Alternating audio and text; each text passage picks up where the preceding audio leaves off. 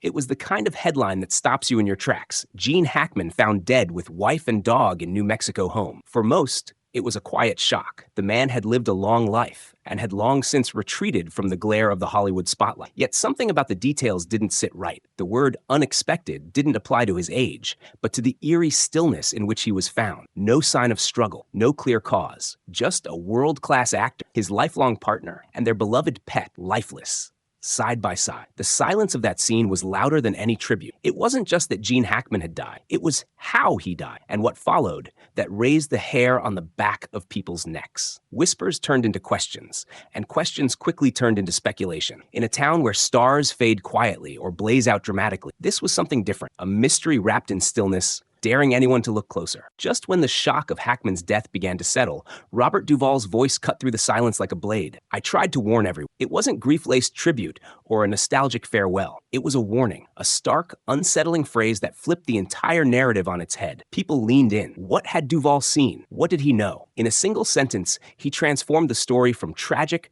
to haunting. This wasn't just a Hollywood legend passing away in his sleep. According to Duvall, something had been wrong for a long time, and no one had paid attention. The gravity of his words wasn't just in their mystery. It was in the weight of decades. Duvall wasn't just a co-star or old acquaintance. He had stood beside Hackman through their rise from obscurity. And if someone like that chose to speak out now, it meant the darkness wasn't sudden. It had been quietly building. That long before the camera stopped rolling, before the lights, before the fame, and long before the headlines, there was a dusty stage in Pasadena where two nobodies crossed paths. Gene Hackman and Robert Duvall didn't become friends in success.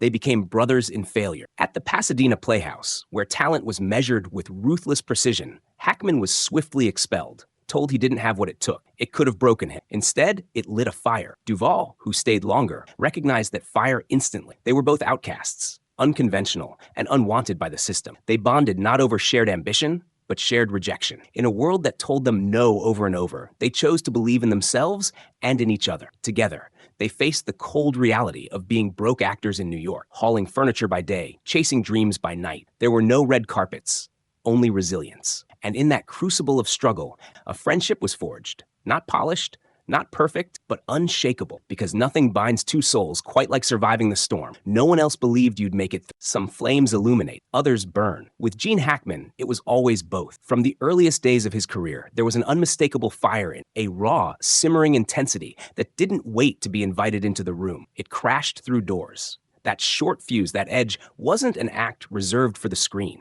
It was who he was. Casting directors flinched. Directors treaded lightly. Fellow actors knew to keep their guard up. Yet beneath that volatility was the kind of drive you couldn't manufacture. Hackman wasn't just ambitious. He was relentless, almost obsessive in his pursuit of excellence. And it showed. Scene after scene, role after role, he commanded the screen with a force that couldn't be faked. But greatness often walks hand in hand with danger, and Hackman's brilliance came at a cost. He didn't just play intense characters, he lived inside that storm. You could admire it, but you couldn't ignore the damage it left in its wake. Some friends see your success. Others see your scars. Robert Duvall was the latter. While the world applauded Hackman's grit and on-screen gravitas, Duvall quietly watched something far more complex unfold. Long before the awards and applause, he had sensed the undercurrent of rage in his friend wasn't just about career frustration, it was personal. There were moments, even in their struggling actor days, when Hackman's anger seemed misplaced, erupting from shadows that had nothing to do with the present moment. Duvall could feel it, a man haunted, not just driven. He watched as Hackman's pursuit of greatness began to feel less like a passion and more like an exorcism, a way to prove something not just to Hollywood, but to ghosts from his past. The deeper the success, the deeper the silence behind his eyes. Duvall wasn't just concerned about his friend's temper. He was worried about the quiet battles no one else saw, the ones Hackman fought alone and never spoke of. The stage wasn't the only place Hackman carried drama. His real script was written in scars. At the center of it all was a wound that never healed, his father's abandonment. As a child,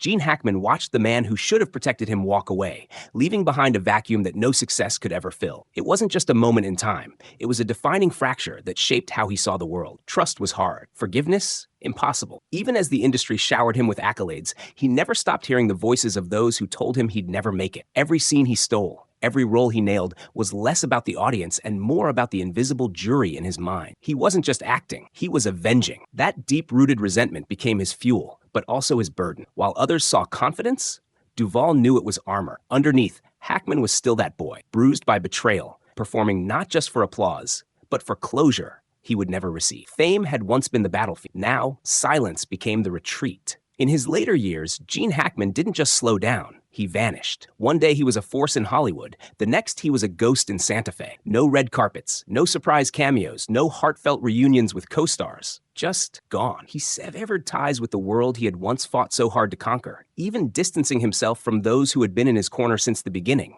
including Robert Duvall. It wasn't the typical graceful fade of an aging actor. It was deliberate, absolute. To those who looked up to him, it was baffling. But to those who knew him, like Duvall, it was a final red flag. The same man who had once burned with the need to be seen now refused to be found. And behind that isolation wasn't peace. It was unrest. You don't cut off your lifelines unless something inside is already drowning. Death is often loud in Hollywood. This one whispered. When authorities entered Gene Hackman's New Mexico home, they didn't find chaos. They found calm. Too calm. He was there beside his wife, with their dog nearby, still silent, untouched by any visible struggle. A snapshot of serenity that felt anything but. It was the kind of scene that looks staged by fate, not nature. But the most chilling detail came not from the room, but from the machine in his chest. His pacemaker, still quietly keeping record, revealed the unthinkable. Hackman had been dead for 9 days before anyone noticed. 9 days of unanswered calls, unopened mail, and a home where time itself seemed to pause. It wasn't just a death, it was a vanishing act. For a man who had once filled every frame with presence, his final exit felt like a haunting echo of his last years. Isolated, overlooked, and cloaked in unsettling stillness. Sometimes, it's not the answers that haunt you, it's the silence around them. Gene Hackman's death was ruled as natural, but the facts refused to rest. There were no signs of forced entry, no obvious trauma, no final message. Just a house full of stillness and a shelf lined with prescription bottles. Some barely touched, others half empty. Investigators initially eyed carbon monoxide poisoning, then pivoted when tests came back clean. Theories rippled quietly. Had it been an accidental overdose?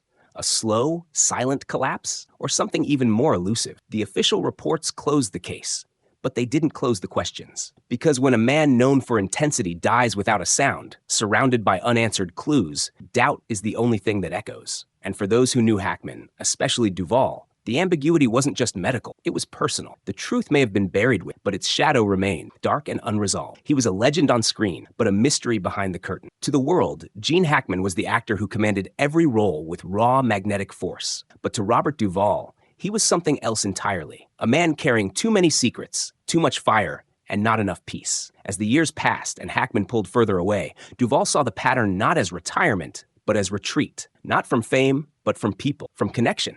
From himself. The same rage that had once carved his name into Hollywood's walls had turned inward, hollowing him out in silence. His drive had been a shield, his brilliance a disguise. And in the end, it wasn't the industry that consumed him. It was the very force that once propelled him. Duvall had tried to warn others, not because he feared for Hackman's career, but because he feared for his soul. What do you do when your best friend is unraveling behind closed doors, and no one wants to see it? You speak, even if it's too late. If this story left you thinking, drop a comment below. We'd love to hear your thoughts. What do you believe was behind Hackman's final years? Don't forget to like if this gave you chills and subscribe for more stories that dig deeper than the headlines. More untold truths are just a click away.